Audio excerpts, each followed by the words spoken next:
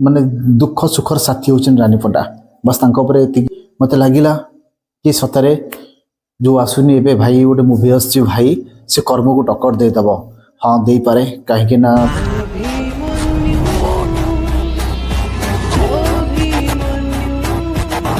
Hi friends नमस्ते भले था समस्ते आशा कर समस्ते भले थे आउ new new update and breaking news देखुवे रिसेंट एवं गोटे वीडियो भाइराल हो कि रानी पंडा देह खराब आखि फाखि फुली जाती कौन तंकर है कि सडन रानी पंडा हस हस मुह आज फिका पड़ जाकर कौन है कहीं से परिस्थिति आसिले मो कंट्रोवर्सी कथा कहूनी कि कौन क्या खराब कहूनी कर्म जो तुम भल कर्म कर भल फल पाइब जो तुम खराब कर्म कर खराब ही कर्म भोग सी कर्म जब किसी उणा विणा थे कारण समस्ते जानते 4.5 कोटी ओडिया रानी पंडा सुखरे दुखरे सब से मैंने जो कथा कहती एमती ओपन हसी कही दिखती से मैंने विशेष कर राग आउ छाती भितर राग रखिकी हिंसा कर्म कहते से ओपन कही दिखती मजा मस्ती नहीं कर दिखती जोटा को रिसेंट करते वाइफ फिल्म करते कि सेटा जोटा से कहते कौन से राग आ घृणा नहीं कहते ओपन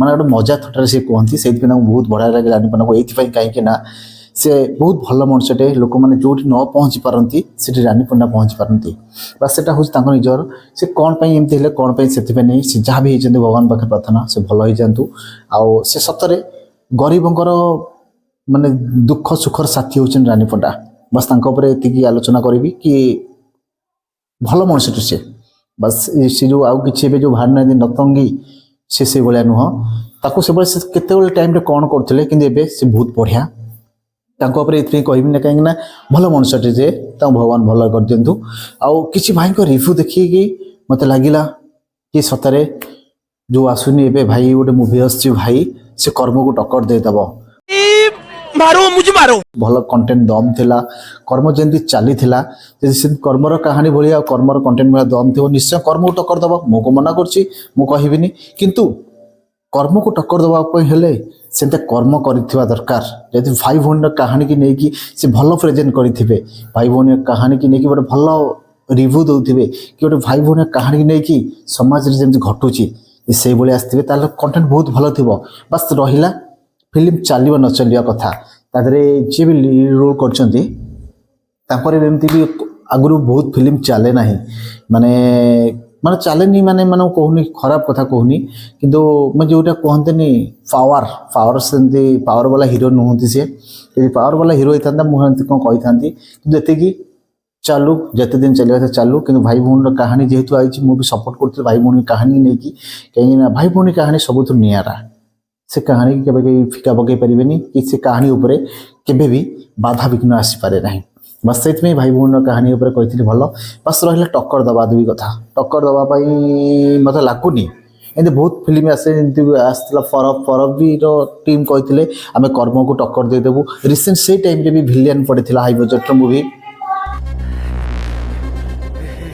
कि आम कर्म को टक्कर दे पारू किंतु कर्मर थिले अनुभव महांती सी पछ घुंचा दबा जातक ना सब जिद करवा पिलादिन शोक से कर्म कर्मर ऊपर वाला सपोर्ट कले आ कर्म ता लेवल ले पहुँची गला किंतु विशेष करी भाई अनुभव भाई प्रथम फिल्म आई लव रे पाद देले कर्म रे रेकर्ड भी सही जो आई लव रे जो रेकर्ड करथिले बे कर्म रे भी से रेकर्ड कर सचती काहे ना आई लव कर्म भितर 50 टी फिल्म हिची भाई 49 फिल्म होता तार जहाँ ना था कोहड़ी से 49 रे एंट्री करते आ 50 रे कर्मर फल पूरा बराबर देती आ कर्म ता निजर कर्म को देखी सारी कारण कर्म से प्रमाण करदेला कि कर्म तुम जेमती कर सेमती फल पगीब आमती फल पाइब जो उदाहरण कर्म कर्मर कर्मर पूरा बेस्ट आस रावण आउ विशेषकर बाबूसान महांती गोटे फिल्म आसला जहाँ ना था भूत उपर आलोचना होची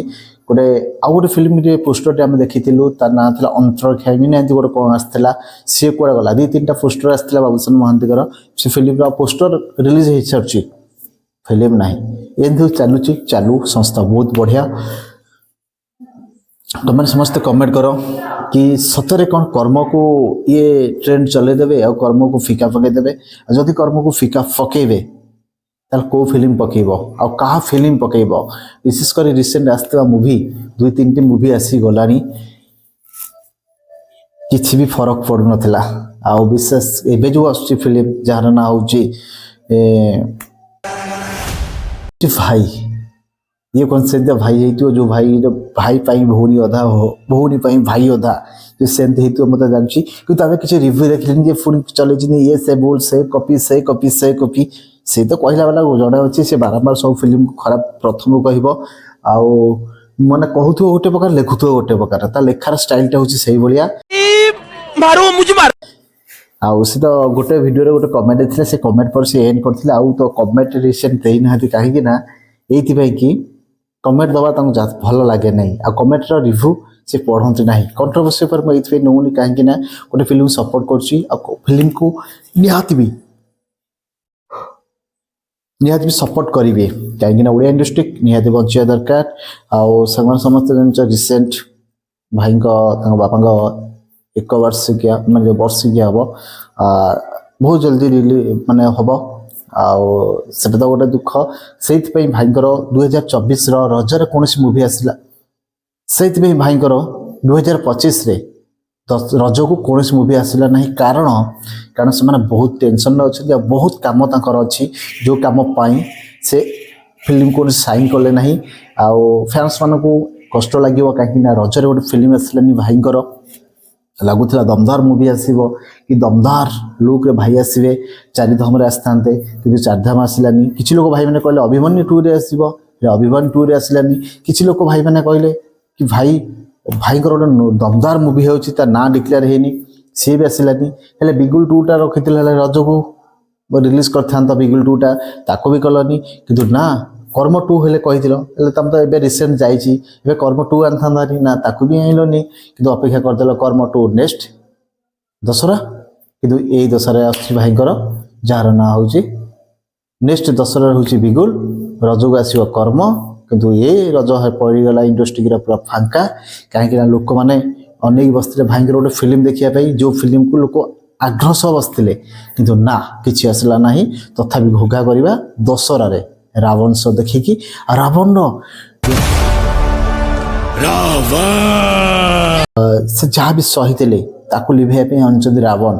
ଆଉ ବହୁତ ଜଲ୍ଦି ଭାଇଙ୍କ ଦ୍ୱାରା ଏମିତି ଅନେକ କଣ୍ଟ୍ରୋଭର୍ସି ଆସୁଛି, ଯେଉଁ କଣ୍ଟ୍ରୋଭର୍ସି କି ନ କହିବା ଭଲ, କାରଣ କଣ୍ଟ୍ରୋଭର୍ସି କେତେ ଆସୁଛି କେତେ ଯାଉଛି କଣ୍ଟ୍ରୋଭର୍ସି।